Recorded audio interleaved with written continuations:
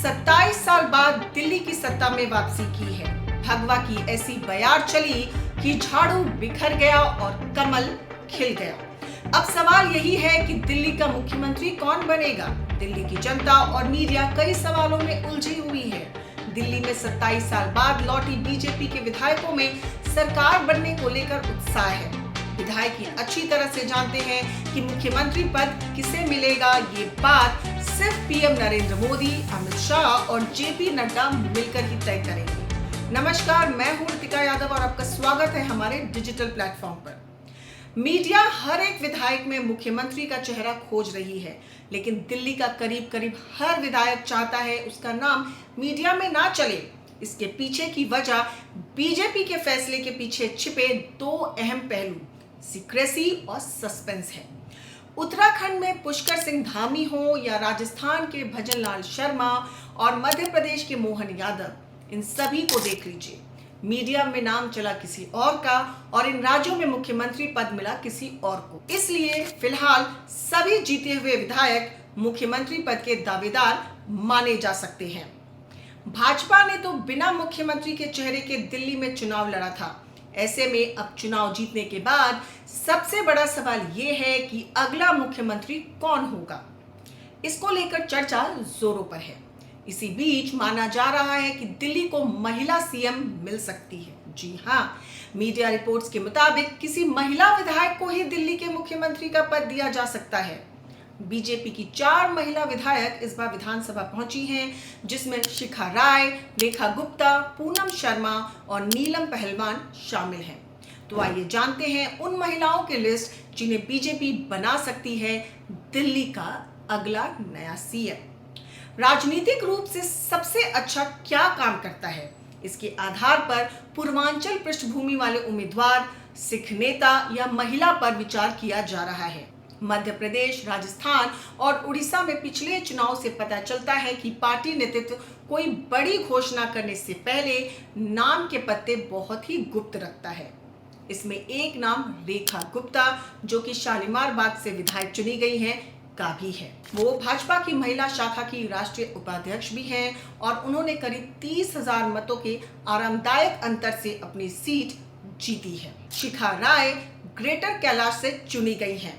वो भी एक और मजबूत दावेदार हैं, जिन्होंने आपके सौरभ भारद्वाज को एक उच्च दाव लड़ाई में हराया है। स्मृति ईरानी, जो कि पूर्व केंद्रीय मंत्री रहीं, 2024 के लोकसभा चुनाव में अमेठी से कांग्रेस के किशोरी लाल से हार गई, लेकिन एक मजबूत दावेदार बनी हुई है। नीलम पहलवान, जो कि नजफगढ़ से विधायक चुनी गई हैं, ने 1 लाख से ज्यादा मतों के साथ भारी जीत हासिल की है। उनका नाम भी चर्चा में है। दिवंगत सुषमा स्वराज की बेटी बांसुरी स्वराज नई दिल्ली लोकसभा सीट से जीती भी हैं, उनका भी नाम चर्चा में है। इसके साथ पूनम शर्मा भी इस लिस्ट में हैं। महिलाओं के अलावा अन्य नामों पर भी विचार किया जा रहा है। मुख्यमंत्री किसे बनाया जाए, इसे लेकर संभावनाओं पर बातें करें तो इसके पीछे समाज और जाति का बड़ा फैक्टर है। मीडिया में सबसे पहला नाम प्रवेश वर्मा का चल रहा है। आम आदमी पार्टी के प्रमुख अरविंद केजरीवाल को हराने वाले जाट समुदाय के नेता प्रवेश वर्मा जैसे प्रमुख चेहरे और सतीश उपाध्याय, विजेंद्र गुप्ता, आशीष सूद एवं पवन शर्मा जैसे संगठन के अनुभवी नेताओं की चर्चा हो रही है। लेकिन भाजपा का इतिहास कंपैरेटिवली कम चर्चित नेताओं को आगे बढ़ाने का रहा है। तो ऐसे में कौन बनेगा दिल्ली का अगला सीएम, ये थोड़ा मुश्किल सवाल है। पर जिस नाम की सबसे ज्यादा चर्चा हो रही है, चलिए उसके बारे में बात कर ली जाए। 2013 के दिल्ली विधानसभा चुनाव में तत्कालीन मुख्यमंत्री शीला दीक्षित को हराकर कभी अरविंद केजरीवाल ने राजनीति में अपना एक अलग पहचान स्थापित की थी।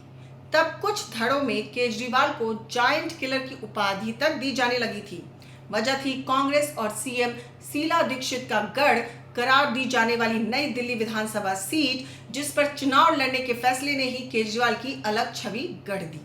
हालांकि राजनीति की यही खास बात है कि इसमें कुछ भी स्थायी नहीं होता और शिकार करने वाले अक्सर शिकार बन जाया करते हैं। 2025 में नई दिल्ली सीट पर यही कहावत सही साबित हुई है। 12 साल में नई दिल्ली से 3 बार जीतकर इस सीट को अपना किला बना चुके अरविंद केजरीवाल को चौथी बार की जंग में इस सीट पर हार मिली।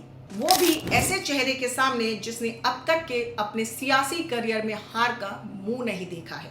ये चेहरा है प्रवेश वर्मा का, जो कि 2013 में चुनाव जीतने के बाद 2025 में दिल्ली का विधानसभा चुनाव लड़ने के लिए उतरे और एक बार फिर जीत हासिल की। प्रवेश वर्मा का जन्म एक स्थापित राजनीतिक परिवार में हुआ। उनके पिता साहिब सिंह वर्मा भाजपा के कद्दावर नेताओं में गिने जाते हैं। वे दिल्ली के मुख्यमंत्री भी रहे हैं। राजनीति में प्रवेश का रुझान बढ़ाने में उनके पिता का योगदान काफी अहम माना जाता है। 4 जनवरी 2025 को जब दिल्ली विधानसभा चुनाव के लिए भाजपा की पहली सूची जारी हुई तो उसमें नई दिल्ली सीट से केजरीवाल के सामने प्रवेश वर्मा की चुनौती का ऐलान कर दिया गया। खुद प्रवेश वर्मा ने चुनाव नतीजे आने के बाद एक इंटरव्यू में बताया कि पार्टी ने उन्हें 2 महीने पहले ही विधानसभा चुनाव में लड़ाने की बात कही। अगर प्रवेश वर्मा के दावों को सही माना जाए तो उन्हें नई दिल्ली सीट से लड़ने की जानकारी दिसंबर 2024 में मिली। इसी के चलते अपने नाम के ऐलान से पहले ही प्रवेश वर्मा ने सीधे तौर पर अरविंद केजरीवाल पर निशाना साधना शुरू कर दिया था। अपने चुनाव प्रचार को अनौपचारिक तौर पर शुरू करते हुए प्रवेश वर्मा ने अरविंद केजरीवाल की विधानसभा सीट के अंतर्गत आने वाली झुग्गी झोपड़ी वाले इलाकों का दौरा शुरू किया। यहाँ उन्होंने लोगों से बातें की, उनकी समस्याओं को जाना। यानी प्रवेश वर्मा ने इस सीट पर मतदाताओं को अपनी तरफ लाने के संकेत दिसंबर में ही दे दिए थे। प्रवेश वर्मा दिल्ली में पूर्व सीएम के खिलाफ खुले तौर पर जमीन पर एक्शन में अपने नाम के ऐलान के बाद ही दिखे। जनवरी के मध्य से प्रवेश ने अपने प्रचार अभियान को अरविंद केजरीवाल के मुख्यमंत्री आवास पर केंद्रित कर दिया और शीश महल मुद्दे को जोर शोर से उठाया। अपने प्रचार अभियान को बल देने के लिए प्रवेश वर्मा ने अपने घर के बाहर शीश महल का एक मॉडल भी लगवाया, जो कि दिल्ली के वोटरों को केजरीवाल से दूर करने का एक अहम जरिया साबित हुआ। इसी दौरान प्रवेश वर्मा ने आरोप लगाया कि केजरीवाल ने दिल्ली के लिए बीते 11 वर्षों में कुछ नहीं किया। जब दिल्ली वासी कोरोना वायरस से जान गंवा रहे थे तब केजरीवाल अपने लिए शीश महल बनवा रहे थे। और आगे क्या हुआ ये सब जानते हैं। हालांकि बीजेपी अपने सरप्राइज देने के अंदाज से भी जानी जाती है। हरियाणा, राजस्थान और मध्य प्रदेश में भी बीजेपी ने सबको सरप्राइज दिया था। इसलिए दिल्ली में भी किसी अनपेक्षित चेहरे को मुख्यमंत्री बनाया जा सकता है। इस कड़ी में बीजेपी सांसद मनोज तिवारी का नाम सबसे आगे आ रहा है। दरअसल दिल्ली चुनाव में पूर्वांचली वोट बैंक एक बड़ा मुद्दा रहा। बीजेपी और आप दोनों ने एक दूसरे पर पूर्वांचलियों का अपमान करने का आरोप लगाया। केजरीवाल ने पूर्वांचलियों को लुभाने के लिए कई वादे भी किए। इसलिए अगर बीजेपी मनोज तिवारी को मुख्यमंत्री बनाती है, जो खुद एक पूर्वांचली हैं, तो ये एक मास्टर स्ट्रोक साबित हो सकता है। ये बीजेपी के लिए एक बड़ा सरप्राइज भी होगा। साथ ही दिल्ली से बिहार को साधने की कोशिश भी होगी। इस साल के अंत में बिहार में विधानसभा चुनाव होने हैं। दिल्ली चुनाव में छाया रहा पूर्वांचली मुद्दा बिहार चुनाव पर भी असर डाल सकता है।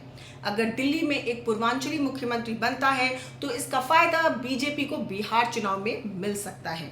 बीजेपी भी ये जानती है कि बिहार उसके लिए कितना इम्पोर्टेंट है। वर्तमान में बिहार में बीजेपी गठबंधन में छोटे भाई की भूमिका में है, लेकिन वो बड़े भाई की भूमिका निभाने की इच्छा रखती है। दिल्ली में एक पूर्वांचली मुख्यमंत्री बीजेपी की इस इच्छा को पूरा करने में मदद कर सकता है। खैर, सोमवार को प्रधानमंत्री नरेंद्र मोदी फ्रांस और अमेरिका के दौरे पर रवाना हो गए हैं। अब पार्टी के बड़े नेताओं की माने तो उनके वापस लौटने पर ही अब सीएम के नाम का ऐलान होगा। जब तक नाम की घोषणा नहीं होती तब तक कई नामों पर अटकलें लगाई जाएंगी। अगर आपको हमारी ये रिपोर्ट पसंद आई हो तो बने रहें हमारे साथ, क्योंकि खबर के हर चौराहे पर पोस्टमैन आपको मिलेगा सत्य के संदेश के साथ। जय हिंद, जय भारत।